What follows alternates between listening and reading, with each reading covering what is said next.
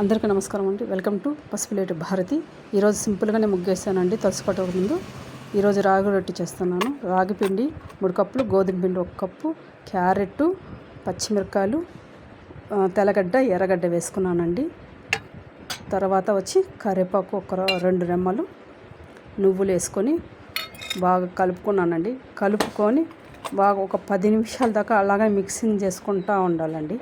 ఎందుకంటే అవి కాసంత ఆ పిండిలోనే నానితేనే టేస్ట్ బాగుంటాయండి. తర్వాత గ్యాస్ వెలిగించుకొని దోస పెనం పెట్టానండి.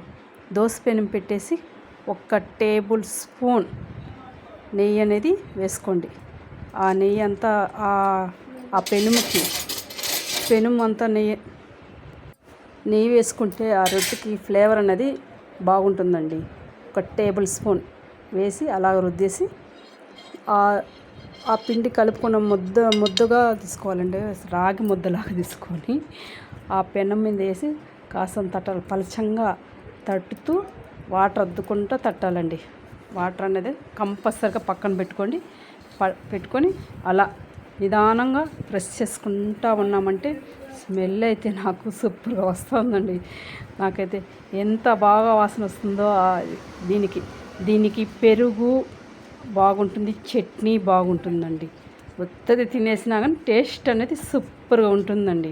మా ఇంట్లో ఈరోజు నేను చేస్తే బాగుందని నా వారికి నేను చేసుకున్నాను. అయినా కానీ నాకు బాగుంది, నీ వారికైతే నీకు బాగా చేసుకుంటావు, మాకైతే చేయవా అని అన్నారండి. కాబట్టి నేను వాళ్ళకి కూడా ఇచ్చేసి వచ్చినానండి. ఈరోజు రాగి సంగటి మళ్ళీ అలా పలసంగా తట్టేసినాక మూత అనేది వేసుకొని మళ్ళీ తిప్పుకోవాలండి. కొంచెం కాలిన తర్వాత తిప్పుకొని అలాగనే మళ్ళీ మూత వేసుకొని కాసేపటిని సిమ్లోనే మూవ్ చేసుకోవాలండి. అలా మూవ్ చేసుకుంటేనే నీకు రొట్టె అనేది బాగా కాలి పచ్చి వాసన రాకుండా కరెక్ట్గా అనేది వస్తుందండి. హైలో పెడితే మాడిపోతుందండి. సిమ్లోనే మూవ్ చేసుకోవాలి.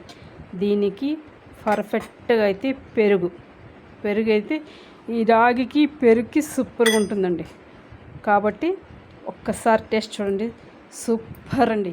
సూపర్ అంటే సూపరు, పర్ఫెక్ట్గా ఉంటుంది. నేను ఈరోజు కూర వచ్చి చిక్కుడుగా తాలింపు చేశానండి. ముల్లంగి సాంబార్ చేసా, అన్నం చేశాను మధ్యాహ్నానికి, రసం అండి. ఉంటానండి. బాయ్.